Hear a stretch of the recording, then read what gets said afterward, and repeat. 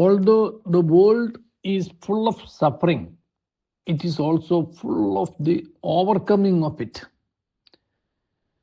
ഈ ലോകത്ത് ഒരുപാട് ദുഃഖങ്ങളും യുദ്ധങ്ങളും ഭീകരതകളും പ്രശ്നങ്ങളും സങ്കടങ്ങളും വേദനകളും ഒക്കെ ഉണ്ട് എന്നുള്ള പരമാർത്ഥമാണ്. പക്ഷേ ചരിത്രം പരിശോധിക്കുമ്പോൾ ഒരു കാര്യം നമുക്ക് മനസ്സിലാവും, ഇതിനെല്ലാം ഈ ലോകം അതിജീവിച്ചിട്ടുണ്ട്. ചരിത്രം പഠിപ്പിക്കുന്നത് അതാണ്. അപ്പം അതിജീവിക്കുന്നത് എങ്ങനെയൊന്ന് തിരിച്ചറിയുക എന്നുള്ളതാണ് വളരെ പ്രധാനപ്പെട്ടത്. ഞാൻ പറഞ്ഞത് ആൽബർട്ട് ഐൻസ്റ്റൈൻ്റെ വാക്കുകളായിരുന്നു. അദ്ദേഹത്തിൻ്റെ അഭിപ്രായത്തിൽ knowledge is nothing but love, light and വിഷനാണ്. അറിവ് എന്ന് പറഞ്ഞാൽ അത് സ്നേഹം കൊണ്ട് നിറയലാണ്, സ്നേഹം നൽകുന്ന വെളിച്ചമാണ്, വെളിച്ചം നൽകുന്ന കാഴ്ചപ്പാടുകളാണ്.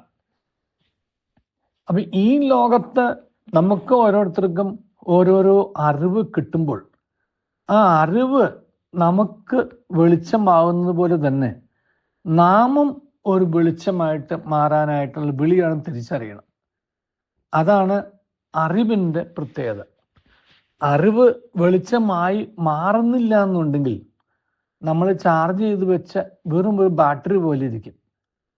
നമ്മളെന്നും വിചാരിക്കും എപ്പോഴെങ്കിലും ഉപയോഗിക്കാമെന്ന് വിചാരിക്കും. ആളുകൾ പവർ ബാങ്ക് കൊണ്ടു നടക്കില്ലേ? പവർ ബാങ്ക് കൊണ്ട് നടക്കുന്ന പവർ ബാങ്ക് നമുക്ക് ഉപയോഗിക്കാൻ വേണ്ടിയിട്ടാണ്.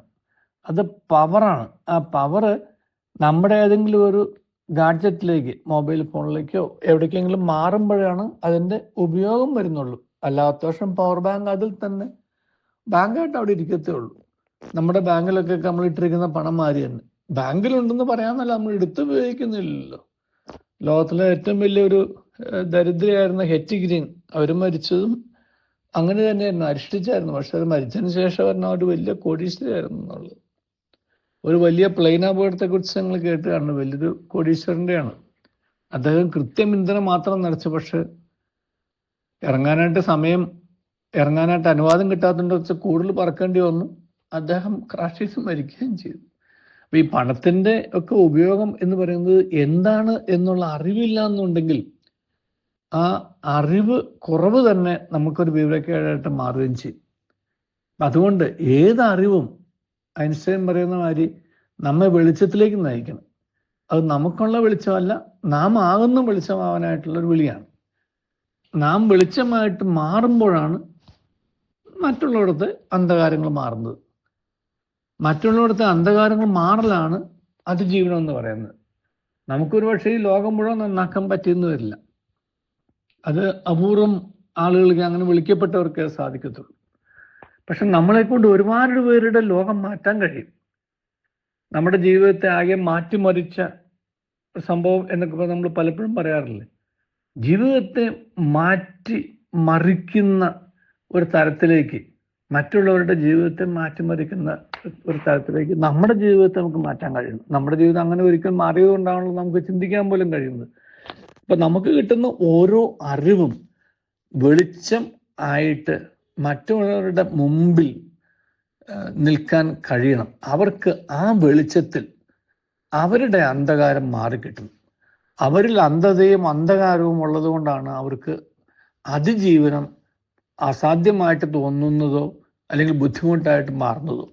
അവർക്ക് അതിജീവനം സാധ്യമാവുന്നതും എളുപ്പമാവുന്നതും നാം അവർക്ക് വെളിച്ചം കൊടുക്കുമ്പോഴാണ്. അപ്പോൾ നമ്മൾ അവരുടെ മുമ്പിൽ വെളിച്ചം വരുമ്പോൾ അവർക്ക് പലതും കാണാൻ കഴിയും. ഇപ്പോൾ അവർക്ക് കാണാൻ കഴിയാത്തത് അവർ വേദന, സങ്കടം, ബുദ്ധിമുട്ട്, കഷ്ടപ്പാട്, ദാരിദ്ര്യം, വിശപ്പ്, ഇതിൻ്റെ എല്ലാം അന്ധതയിൽ അവരവിടെ കിടക്കുകയാണ്. അവരുടെ മുമ്പിൽ വെളിച്ചമില്ല. വെളിച്ചമുണ്ടായാലേ കാണാൻ സാധിക്കുള്ളൂ. അപ്പോൾ എവിടെയെങ്കിലുമൊക്കെ നാം ഒരു വെളിച്ചമായി മാറാൻ നമുക്ക് കഴിയട്ടെ. അങ്ങനെ നമ്മൾ വെളിച്ചമാകുമ്പോൾ അവരുടെ ജീവിതം മാറും. അവർക്ക് അതിജീവനം സാധ്യമാകും.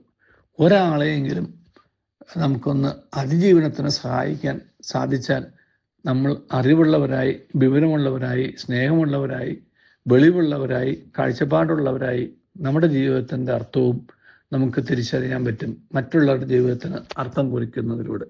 ദൈവം നമ്മെ അനുഗ്രഹിക്കട്ടെ. നല്ലൊരു ദിവസം എല്ലാവർക്കും നേരുന്നു. റേഡിയോ മല്ലു, മലയാളിയുടെ പാട്ടുപെട്ടി.